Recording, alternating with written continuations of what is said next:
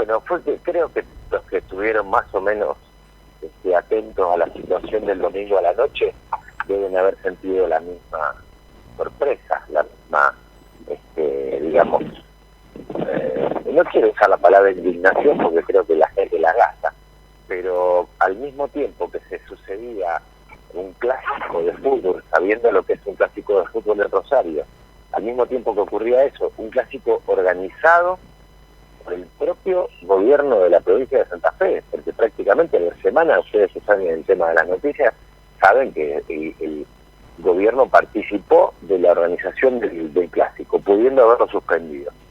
Sin embargo, el clásico se hizo.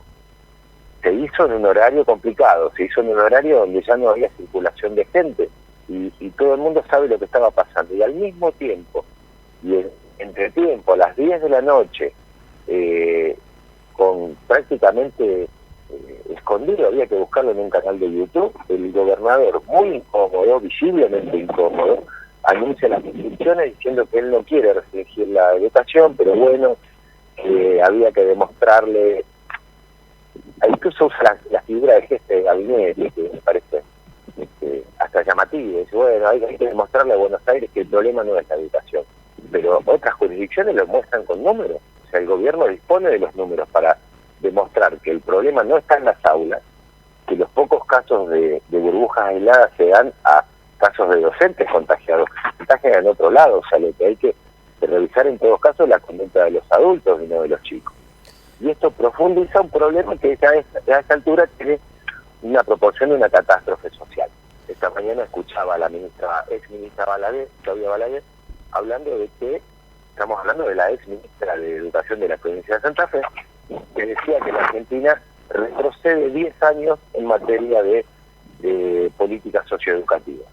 O sea, con esto, ya en un año y lo que se está acumulando sin clases, esto genera una destrucción del tejido social y la imposibilidad para los jóvenes más humildes de integrarse a la sociedad. Bien, acá te quería preguntar, cuando ustedes vieron todo lo que había pasado, digamos, más allá de sentir la sorpresa, la indignación, ponerlo en las palabras que vos quieras, ¿cuál fue el detonante que determinó que ustedes hicieran una protesta o que se organicen protestas en distintas partes de la ciudad? Yo creo que lo que hay que entender es cómo está esto, de dónde surge y cómo está. Me parece que es un muy buen material para que algún periodista lo investigue, porque esto es una de las pocas cosas que yo en mi vida he visto genuinamente que es autoconvocada y autogestionada y no orgánica, porque esto surge de la bronca de muchos padres de ver el deterioro de sus hijos durante el año pasado en la pandemia, deterioro físico, deterioro emocional, algunos con secuelas importantes, sobre todo producto de la campaña de pánico de encierro que duró meses. O sea, vos me estabas hablando de una radio de Funes donde la gente en mayor o menor medida dispone de un espacio verde, pero no nos olvidemos que hay muchos miles de pibes que viven en departamentos de dimensiones muy reducidas en todas las ciudades y que no han salido durante meses a la calle. Eso es devastador para un chico en edad escolar, en edad primaria. Entonces, a veces uno acumula tanta bronca y no se siente representado por ningún espacio político que empezó a generarse a través de algunas mamás que empezaron a conectarse una con otra para ver qué hacemos, y eso en un momento es como que empezó a explotar en cantidad de personas y nos empezamos a organizar entre nosotros.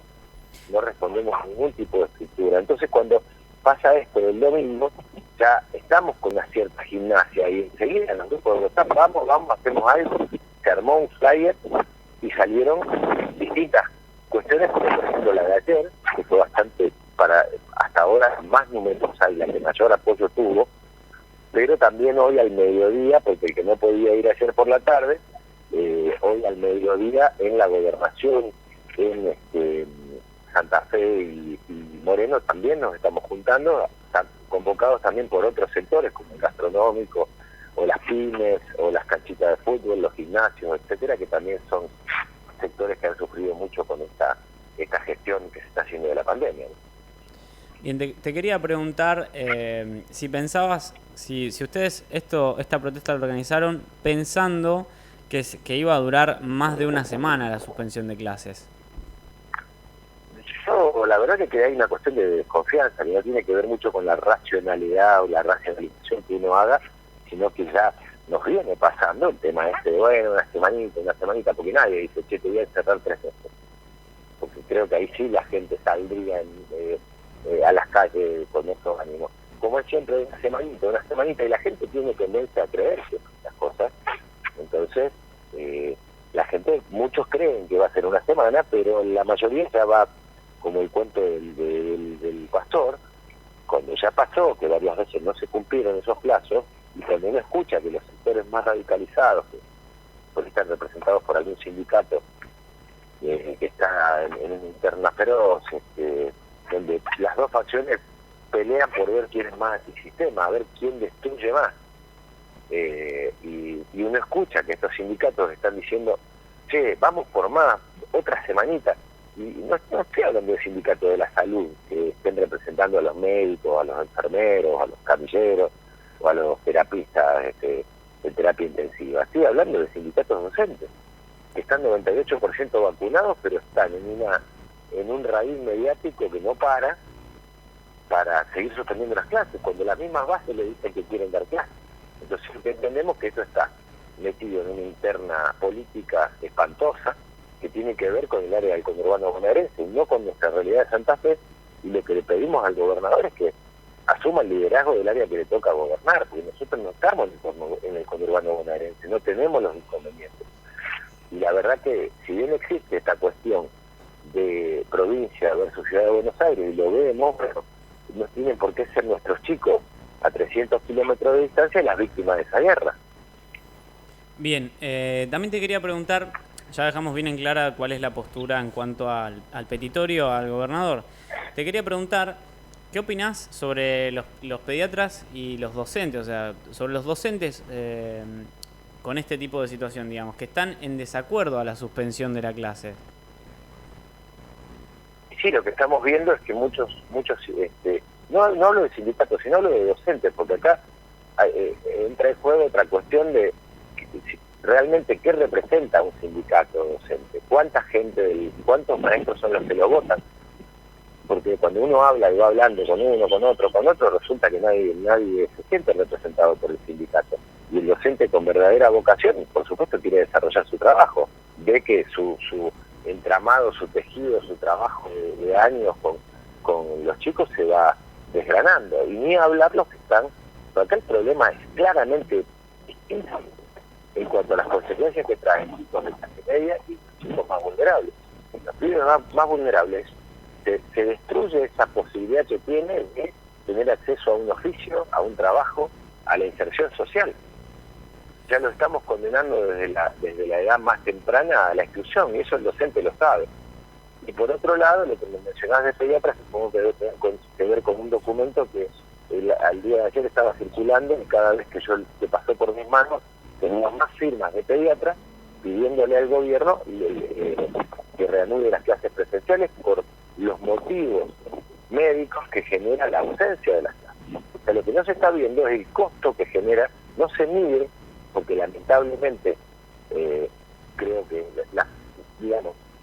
la falta de herramientas de gestión que tienen en muchos casos las personas que llegan al poder en la Argentina, terminan tomando decisiones en base a la política y no en base a los números reales. O sea, es muy difícil ponerle números a esto, pero hemos estado, por ejemplo, reunido con el doctor Manes, y creo que todo el mundo puede estar de acuerdo que es una de las personas más brillantes de la Argentina en términos de psiquiatría y en términos nos lo ponía el doctor Manes, esto se puede medir a 50 o a 60 o a 70 años el impacto que va a tener en la sociedad. Y si hablas con economistas formados, te van a decir que esto se puede medir en el impacto que tiene en el PBI futuro. Y no es que, no importa, lo recuperamos. No es así. Es muy difícil recuperar esta destrucción socioeducativa si no se toma conciencia del gravísimo problema que tenemos. Entonces da la sensación de que los que no están enrolados en esta batalla por las próximas elecciones, están realmente preocupados por lo que se viene. Cualquiera que vea en Funes me parece que no debe estar pasando tanto, pero en Rosario y sobre todo en la periferia, la cantidad de chicos que están todo el día en la calle, porque al no tener ni tareas ni espacio en la escuela, lo que pasa es que están todo el día en la calle. Entonces, en las guardias pediátricas se suceden todo tipo de accidentes, desde leves, porque hay chicos que están a cargo de hermanitos apenas mayores, accidentes más graves por el hecho de estar cartoneando, cortes muy graves que se dan cuando los chicos los meten en los contenedores, quemaduras, no sé, la verdad que es desgarrador. Yo los invito, y si quieren después les paso el teléfono de pediatras que están en este tema, para que les comenten cuál es el panorama y qué cambia cuando no hay clase, cuál es el impacto real. Entonces lo que estamos poniendo en juego acá es la niñez, no solamente el hijo de cada uno de los que integra este movimiento, sino la cuestión social que va a emerger de esto. Estamos generando ahora gratuitamente, o sea, estamos agravando un problema que ya es catastrófico. Bien.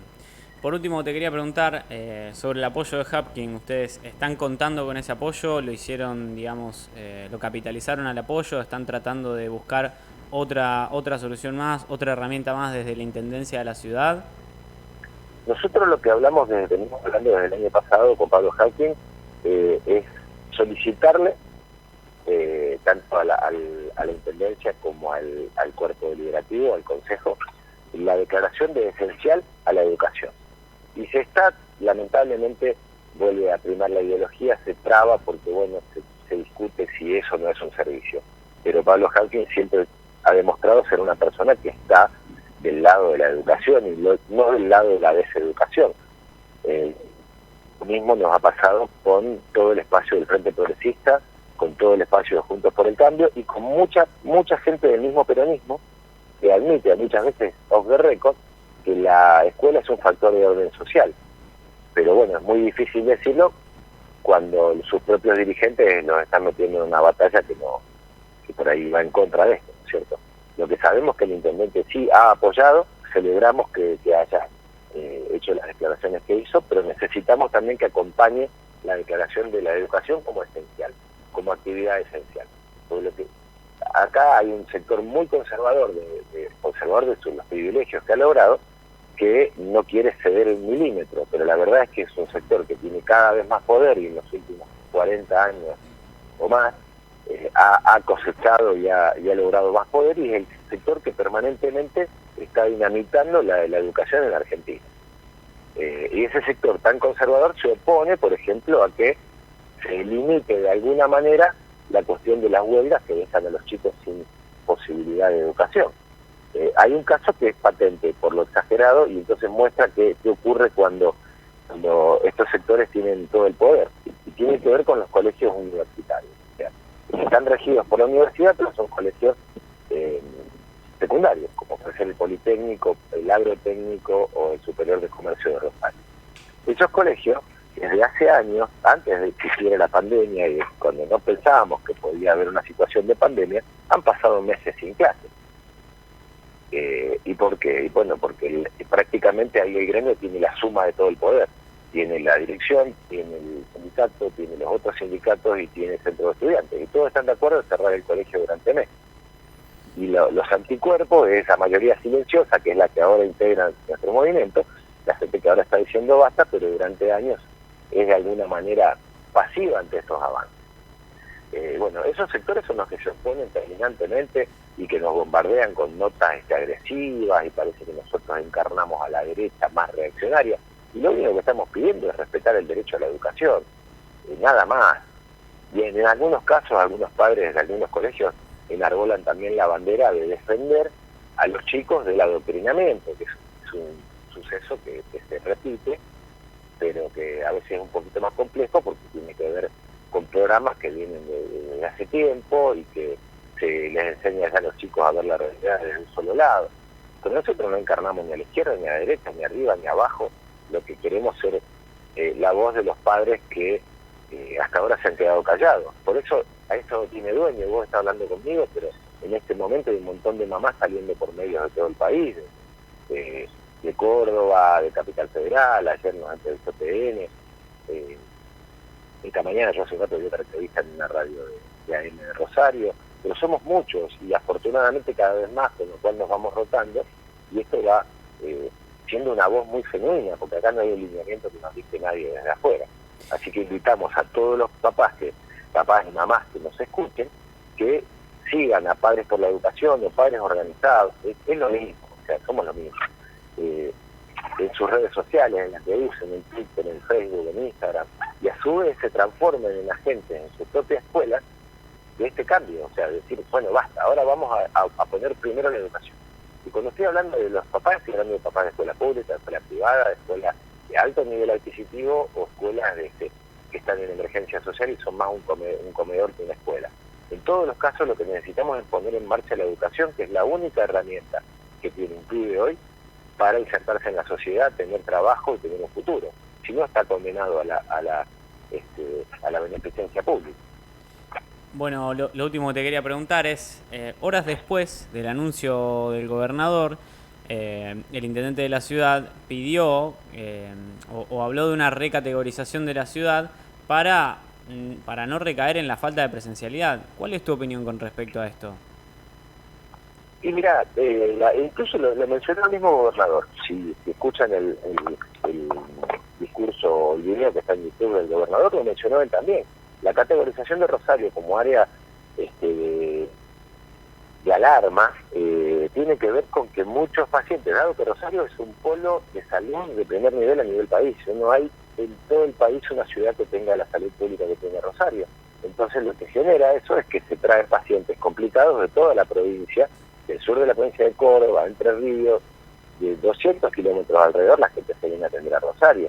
Eso lo sabe cualquiera, o sea, hay que preguntar a un sanatorio si se atiende gente de fuera del departamento Rosario. Y sí, es una realidad. Y el que tiene los medios, el que tiene una prepaga, o el que tiene, simplemente por una cuestión de complejidad, Rosario es un polo de salud. Entonces, si nos van a contar las camas de terapia intensiva, más vale que contemos las que son propias del departamento Rosario.